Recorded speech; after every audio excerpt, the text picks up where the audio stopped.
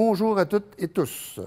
On entend souvent dire que le bureau du syndic, c'est comme une grosse boîte noire dans laquelle on ne sait pas vraiment qu'est-ce qui se passe.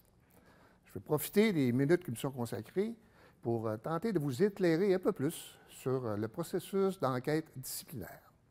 Dans un premier temps, il faut savoir que les activités du bureau du syndic sont encadrées par les dispositions du Code des professions du Québec. Notre travail débute suite à la réception d'une information, d'un signalement ou d'une demande d'enquête officielle concernant la conduite professionnelle d'un ingénieur forestier. Nous procédons alors à une analyse préliminaire de la demande pour nous assurer de la pertinence d'ouvrir un dossier d'enquête et nous confirmons aux demandeurs d'enquête l'ouverture officielle de ce même dossier. La conduite de l'enquête va nous permettre d'établir une opinion éclairée basée sur des éléments factuels concernant la conduite reprochée à l'ingénieur forestier concerné. La conclusion de l'enquête vise à éviter que la situation dérogatoire ne se reproduise à nouveau, tout en recherchant la meilleure efficacité pour assurer la protection du public.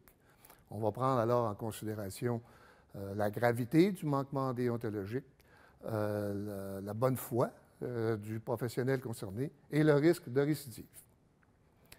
À ce stade-ci, on peut se questionner sur les différentes conclusions possibles suite à la réalisation d'un dossier d'enquête. Dans les faits, il y a 3 situations qui peuvent se produire. Dans un premier temps, le bureau du syndic peut décider de fermer le dossier en considérant que la plainte est non justifiée ou que la preuve est insuffisante pour confirmer s'il y a effectivement un manquement déontologique. On retrouve dans cette première catégorie environ 35 % des dossiers qui sont traités à l'OIFQ. Dans un deuxième cas, le bureau du syndic peut constater qu'il y a effectivement des problématiques déontologiques de différentes natures, mais que la meilleure façon d'assurer la protection du public passe par des mesures dites non judiciaires. On peut penser par exemple à une entente de conciliation entre le demandeur d'enquête, l'ingénieur forestier et le syndic concerné. Ça peut aussi se traduire par une lettre d'engagement co-signée par l'ingénieur forestier et le syndic concerné. Et finalement, ça pourrait aussi se traduire par une limitation d'exercice sur un domaine particulier de la profession. Dans cette deuxième catégorie, on retrouve à peu près 55 % des dossiers qui sont traités au bureau du syndic. La troisième situation, c'est le bureau du syndic qui décide de déposer une plainte officielle au conseil de discipline. On est alors en présence d'un dossier où les manquements déontologiques sont graves, où les impacts sur la protection du public sont importants et qui méritent qu'on y porte une attention particulière et exemplaire par rapport tant au public qu'aux autres membres de la profession. On rencontre dans ce cas-ci à peu près 10 % des dossiers que l'on traite à l'OIFQ. Il faut comprendre que dans les 2 premiers cas, lorsque le bureau du syndic ne dépose pas de plainte au conseil de discipline, le demandeur d'enquête dispose de 30 jours pour solliciter l'avis du comité de révision sur cette décision.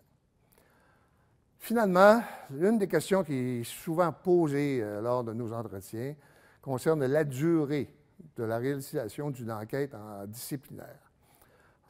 Je peux vous confirmer que la durée d'une enquête est variable en fonction des priorités de traitement qui sont affectées aux différents dossiers par le bureau du syndic.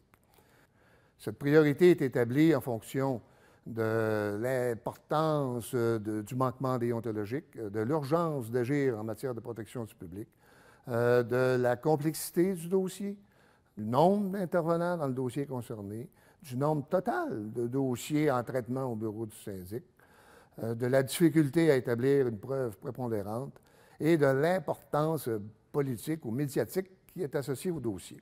La durée de traitement d'un dossier varie donc considérablement en fonction de ces différents paramètres. En terminant, le bureau du syndic constitue dans le fond un des outils disponibles aux ordres professionnels pour assurer sa mission de protection du public.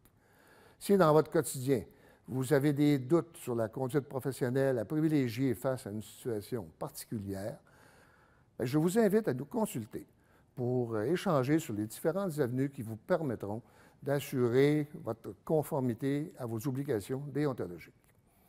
Au plaisir de pouvoir en discuter davantage avec vous.